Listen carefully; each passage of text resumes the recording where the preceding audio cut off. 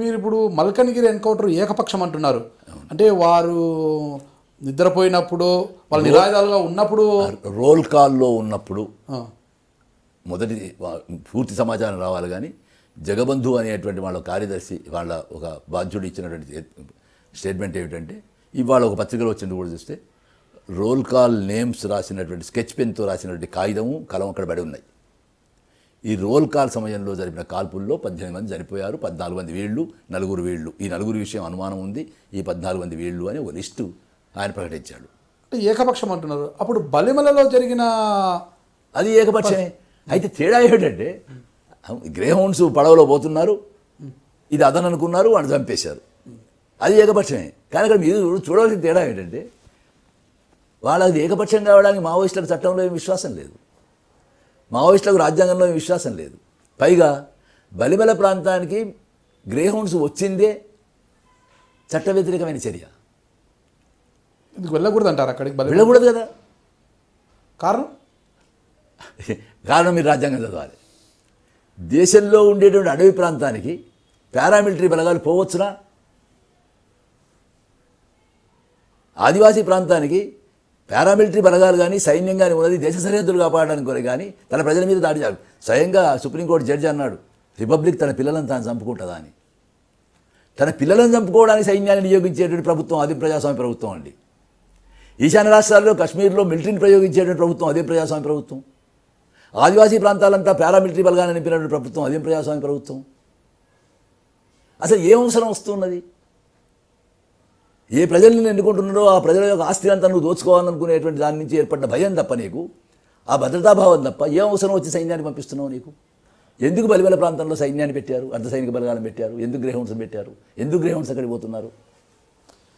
బలిమలలో చీమల పుట్ట మీద చీమల పుట్ట ఉన్నది, ఆ చీమల పుట్టలో మీరు ఏరు పెట్టారు, కుట్టకుండా చీమ ఉంటుందా? చీమల పుట్ట పెడితే పాములు ఆక్రమించుకోవాలనుకుంటే పాముల కోసం చీమలు వదిలిపెడతాయా?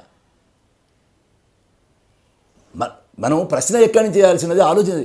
ఎందుకు మరి పోనీ ఇదేదో రొమాంటిక్గా చెప్తున్న విషయం కాదు. మరి ఎందుకు రాజ్యాంగం గుర్తించింది ఆదివాసులకు అడవి మీద అంత హక్కును? ఎందుకు జంగల్ జమీన్ మీద అధికారాన్ని రాజ్యాంగం సంవిధానంలో రాసిపెట్టింది? ఎందుకు షెడ్యూల్ 5 షెడ్యూల్ 6 ఉన్నవి? ఒకవైపు షెడ్యూల్ 5 షెడ్యూల్ 6 రాస్తావు, ఇంకోవైపు సైన్యాన్ని పంపిస్తావా? ఇంకోవైపు ఏమో ఆపరేషన్ గ్రీన్ హంట్ పేరుతో యుద్ధం చేస్తావా, వాళ్ళ మీద దాడులు చేస్తావా? ఇదేమి రాజనీతి? అంటే బలిమలలో గ్రే హౌండ్స్ చంపడం ఆత్మరక్షణ కోసమే చంపారని మీరు భావిస్తున్నారు? అయితే ఇక్కడ మీరు తప్పకుండా నేను అంటున్నది కూడా అదే. ఒక ప్రజాయుద్ధంలో భాగంగా వాళ్ళు చంపారు. ఇదేది అంతకంటే ముందు ఛత్తీస్గఢ్లో ఒక చోట 74 మంది సిఆర్పిఎఫ్ వాళ్ళని చంపారు. వాళ్ళు ఏమన్నారు అంటే, మరి అసలు సిఆర్పిఎఫ్ ఇక్కడికి ఎందుకు వచ్చింది? మావోయిస్టులు అని ఏమన్నారు అనేది వదిలిపెడదాం మనం. ఎన్ఎండిసి ఉన్నది, national mineral development corporation, NMDC ఛత్తీస్గఢ్లో అడవిలో దాని యొక్క ఒక పెద్ద ఆఫీస్ ఉన్నది. ఆఫీస్ ముందు ఉండేటువంటి సెక్యూరిటీ మన్ను మావోయిస్టులు చంపేశారు. పెద్ద గగ్గోలు పెట్టారు చాలామంది. పెడితే రాయ్ బర్మన్ అని ఇటీవలే చనిపోయాడు, ఆయన గొప్ప ఆంథ్రపాలజిస్ట్. ఆయన అన్నాడు, ఎన్ఎండిసి ఏం పని చేస్తున్నది అక్కడ? National mineral development corporation nation అని మనం భావించేటువంటి ప్రజల కోసం ఏం చేస్తున్నది? ప్రజల కోసం ఉన్నదా ఎన్ఎండిసి? ఎస్ఆర్ కంపెనీ కోసం, జిందాల్ కంపెనీ కోసం, టాటా కంపెనీ కోసం ఉన్నదా? అట్లా ఉన్నటువంటి ఎన్ఎండిసిని కాపాడే బాధ్యత ఎందుకు పోలీసుల మీద ఇచ్చారు? అందుకని దీని నిరసనగా నేను మసూరులో ఉండేవాడు, మసూరు నుంచి రాయపూర్ దాకా పాదయాత్ర చేస్తానన్నాడు ఆయన. ఇంకా ఇవాళ ఉండేటువంటి ప్రభుత్వ యంత్రాంగం అంతా, కోర్టు కావచ్చు, శాసనసభ కావచ్చు, పార్లమెంటు కావచ్చు, జైలు కావచ్చు, శాసనం కావచ్చు, కల్చర్ కావచ్చు, దేని కొరకు వాడుకుంటున్నావు నువ్వు? ఎవరిని దోపిడీ చేయడానికి వాడుకుంటున్నావు నువ్వు అనేది ప్రయోజనం.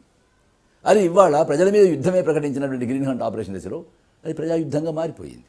అయితే మీరు అనేది ఏంటంటే, మీరు అనే ప్రశ్నకు, అందుకే ఇవాళ ప్రశ్న అంతా కూడా, ఇవాళ చర్చ అంతా కూడా, ఇది ఒక ప్రజాస్వామ్యం, దీనికి ఒక రాజ్యాంగం ఉన్నది, ఈ రాజ్యాంగం మీద ప్రమాణం చేసిన వాళ్ళందరూ కూడా రాజ్యాంగబద్ధంగా నడుచుకోవాలి అని తమకు తాము ప్రజాస్వామిక విలువలు ఉన్నటువంటి వాళ్ళందరూ ప్రశ్నించవలసిన విషయం. ఇవాళ రాజ్యాంగం మీద ప్రమాణం చేసినటువంటి ఒక పోలీస్ ఆఫీసరు చట్టబద్ధంగా నడుచుకుంటున్నాడా? సుశిక్షితులైనటువంటి గ్రేహౌండ్స్ చట్టానికి కట్టుబడి నడుచుకుంటున్నారా? ఏ చట్టంలో విశ్వాసం లేని, ఏ రాజ్యాంగంలో విశ్వాసం లేని మావోయిస్టులకు వేయాల్సిన ప్రశ్న కాదు ఇది. మావోయిస్టులు ఉన్నారు, రాజ్యం ఉన్నది. ఈ రాజ్యం కోసం పోలీసులు మావోయిస్టుల మీద గాల్పు జరుపుతున్నారు. పోలీసులకు రాజ్యం మావోయిస్టులకు మధ్య జరుగుతున్న యుద్ధం కాదు అది. ఎవరు చాలామంది అనుకుంటున్నట్టుగా ఇది వాళ్ళ మధ్య కాదు. పోలీసులను రాజ్యం దించింది కనుక వాళ్ళ ఆత్మరక్ష కోసం కాల్పులు జరపాల్సి వస్తుంది వాళ్ళు. కానీ వీళ్ళు ఆత్మరక్ష ఇక్కడ కూడా మీరు అన్న మాటలన్నీ కూడా మేము అంటున్నది, మీరు అడుగుతున్న ప్రశ్నలన్నీ కూడా అవును మమ్మల్ని బలిమెల్లో వాళ్ళు చంపిన కనుకనే మేము చంపాము అని చెప్పమనండి. చెప్పమంటే చర్చే లేదు.